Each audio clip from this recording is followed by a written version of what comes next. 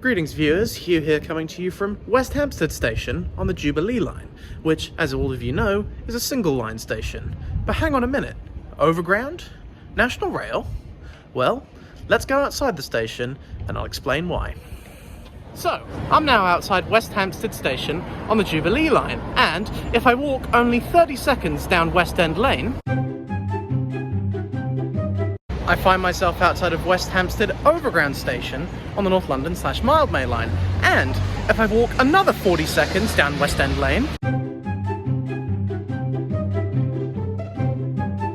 I find myself outside of West Hampstead Thameslink Station on the Midland Main Line. But why is this? Why does West Hampstead have 3 stations, and more importantly, why are they not connected at all? Well, that's the question I want to answer in this video.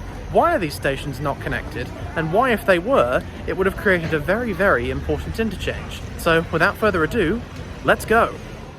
Before we get on to why I think West Hampstead is one big missed opportunity, let's quickly talk about the history of stations in the area. The first station in the area we now call West Hampstead was opened in 1871 by the Midland Railway on their main line out of St Pancras, although it was originally named West End after the road it sat on and wasn't named West Hampstead until 1905, and the current name was adopted when Thameslink services started in 1988. The second station came to the area in 1879, when the Metropolitan Railway built their line along their new route from the heart of the city toward Wembley and Willesden, and later Greater Buckinghamshire.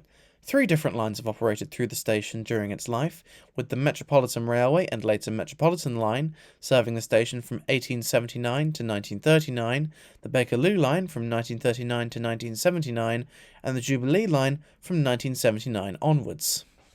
The third and final station to open in the area was opened by the North London Railway in 1888, on its line from London Broad Street to Richmond and Watford Junction.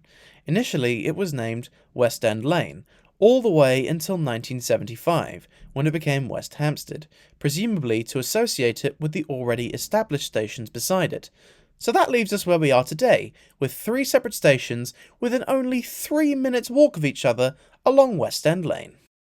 So, that's the history out of the way, but why do I describe West Hampstead as the biggest missed opportunity of suburban London stations? Well, let me explain. First of all, West Hampstead is an important meeting point for several railways in London, including the Jubilee Line, Overground North London/Mildmay Line, and Thameslink services, but also the Metropolitan Line, Chiltern Railways, and EMR services. This therefore seems to create an opportunity to make West Hampstead a very important inner-city interchange, similar to Stratford, Clapham Junction, and the future Old Oak Common. So therefore it comes as no surprise that this has been attempted before. In 2003, Chiltern Railways proposed to connect all 3 stations as part of a major redevelopment of the area, which would include new platforms being constructed for both Chiltern trains and the Metropolitan Line, as well as a new unified station building linking the 3 lines by footbridge. New housing would also be built around the station, and West End Lane would be widened in order to accommodate bus and taxi traffic. As you can probably tell, this scheme did not take place, as it was cancelled in 2007 due to uncertainty over the North London Line rail franchise, which would be transferred from National Express to TfL later on that year. So, this plan looks pretty cool then, hey? Why can't we just resurrect it? After all, the North London Line has had a very stable franchise holder ever since. Well, unfortunately, there have been many challenges created since 2007. Firstly, the area around West Hampstead has been developed with new housing and commercial facilities, making this transformation nearly impossible. Also, both the Overground and Thameslink stations have had their own mini upgrades over the years, with the Thameslink station gaining a new entrance on Iverson Road alongside a new footbridge and step-free access in 2011, and the Overground station having a new entrance built beside the old one also to allow for step-free access in 2018, and plans to renovate the tube station have also been proposed several times as well, although bizarrely, the original entrances for the Overground and Thameslink remain standing. So, unfortunately, this means that the 3 stations at West Hampstead won't be connected anytime soon, which is a real shame, as despite the fact that they are all part of one OSI, the opportunities of it as a suburban interchange are endless. This is because, if connected and expanded to accommodate Chiltern, Metropolitan, and possibly EMR Connect services, and if you're a madman like me, it can very easily relieve pressure on several central London stations, including St Pancras, as passengers travelling from, say, Kettering to Gatwick Airport can easily change for a Thameslink train at West Hampstead instead of the often crowded St Pancras.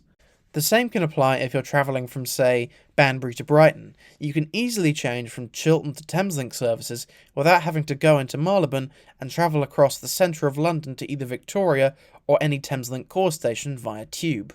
It can also allow for Chiltern passengers travelling further along the Metropolitan line into the city to change without having to transfer from Marylebone to Baker Street, thus relieving pressure on both stations.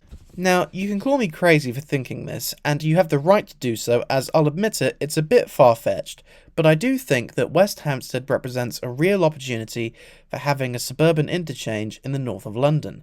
And it's not like separate stations haven't been combined before. Reading, for example, used to be two separate stations on the lines from Paddington and Waterloo before being combined into one behemoth in 1965. Sadly, because of the development of residential and commercial buildings in the area, as well as two of the three stations being redeveloped, means we aren't going to see the three stations connected physically for the foreseeable future. Well, there you have it. That is why I think West Hampstead is the biggest missed opportunity for suburban railway stations in London. Thank you very much for watching, everybody, and I will see you soon. Bye-bye! Go Eagles!